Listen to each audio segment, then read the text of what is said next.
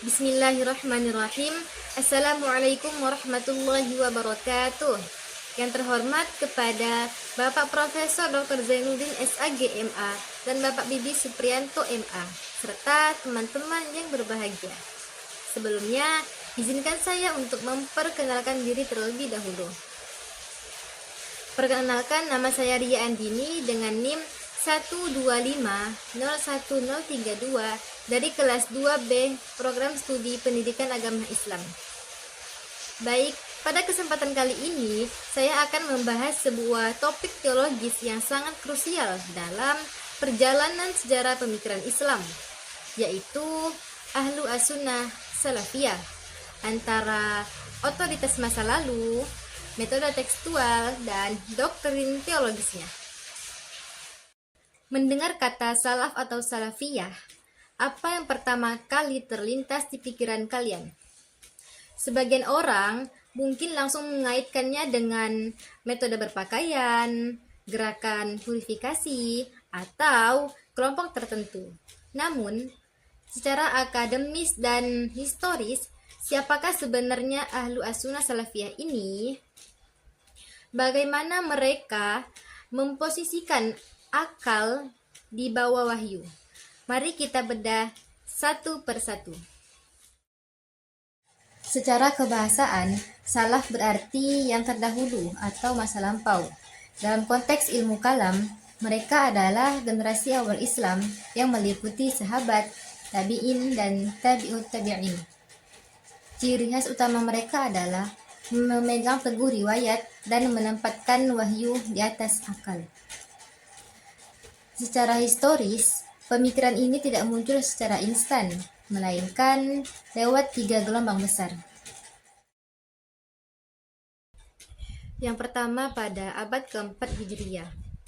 Pada masa ini, diinisiasi oleh para ulama Hanabilah atau pengikut Imam Ahmad bin Hambal sebagai respon atas teologi rasional Mu'tazilah. Yang kedua pada abad ke-7 Hijriyah. Nah, pada masa ini diformulasikan kembali secara lebih sistematis oleh tokoh besar, yaitu Ibnu Taimiyah. Selanjutnya pada abad ke-12 Hijriyah dihidupkan kembali di Jazirah Arab oleh Muhammad bin Abdul Wahhab yang kemudian kita kenal dengan gerakan Wahabiyah. Nah, timbul pertanyaan menarik. Mengapa masa lampau ini dianggap sangat otoritatif? Jawabannya logis, karena mereka adalah generasi yang hidup paling dekat dengan masa Nabi Muhammad SAW.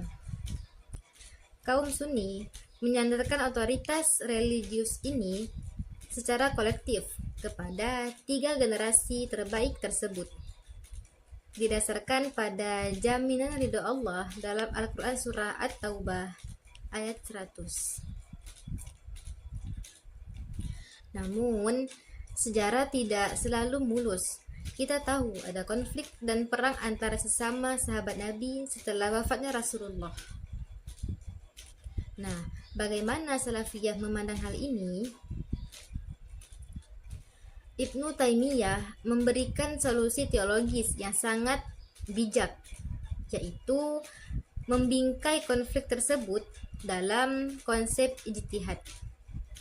Karena sifatnya adalah ijtihad, maka para sahabat yang terlibat tetap mendapatkan pahala di sisi Allah, baik ijtihadnya benar maupun keliru, sehingga jaminan ridho Allah kepada mereka tidak gugur.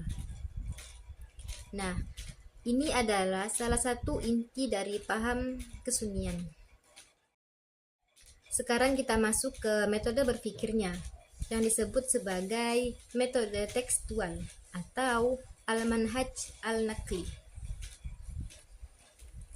Dibandingkan dengan kelompok lain seperti Mu'tazilah, Salafiyah adalah kelompok yang paling minimal menggunakan akal dalam berteologi. Bagi mereka, akal manusia tidak memiliki otoritas otonom untuk mengubah, menakwilkan, atau menginterpretasikan ayat-ayat Al-Quran secara metaforis. Posisi akal yang benar adalah berjalan di belakang wahyu. Ia bertugas untuk memahami, memperkuat, dan menegaskan kebenaran teks, bukan sebagai pembuat keputusan mandiri. Jika mereka bertemu dengan ayat-ayat yang samar atau ambigu atau mutasyabihat, adagium terkenal mereka adalah al-imanu wajib wa as-su'al bid'ah. Mengimani makna tekstualnya adalah wajib dan mempertanyakan detail bagaimananya adalah dilarang atau bid'ah.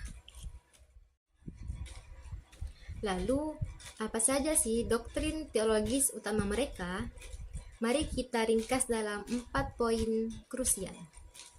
Yang pertama, tauhid yang langsung. Segala bentuk doa dan ibadah harus ditujukan langsung kepada Allah, tanpa perantara atau wasilah. Oleh karena itu, mereka melarang keras praktik tawassul kepada orang yang sudah wafat. Yang kedua, sifat Tuhan atau itsbat dan tafwid. Ketika Al-Quran menyebut Tuhan memiliki tangan atau wajah, Salafiyah menetapkan bahwa itu benar-benar tangan atau wajah secara literal. Namun, mereka langsung menguncinya dengan konsep tafwid, yaitu hakikat bentuknya diserahkan kepada Allah, dan yang pasti tidak ada satupun makhluk yang menyerupainya. Yang ketiga, yaitu Al-Quran bukan makhluk. Mereka tegas menyatakan Al-Quran adalah kalamullah atau firman Allah dan bukan makhluk.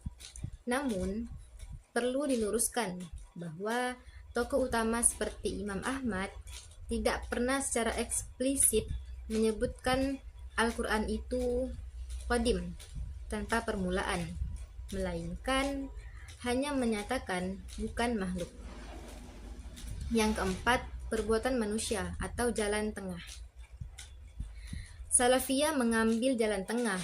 Mereka meyakini Allah menciptakan segala sesuatu, tetapi manusia diberikan kehendak atau iradah untuk memilih jalannya sendiri, sehingga manusia tetap bertanggung jawab penuh atas perbuatannya sendiri. Jadi kesimpulannya adalah Ahlus Sunnah Salafiyah adalah aliran teologi yang berkomitmen menjaga kemurnian akidah Islam dengan merujuk langsung pada teks wahyu dan tradisi generasi awal Islam secara literal. Mereka membatasi ruang gerak spekulasi akal demi menjaga kesucian teks agama.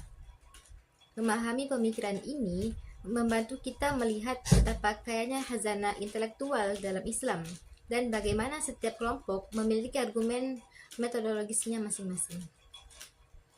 Demikian presentasi dari saya.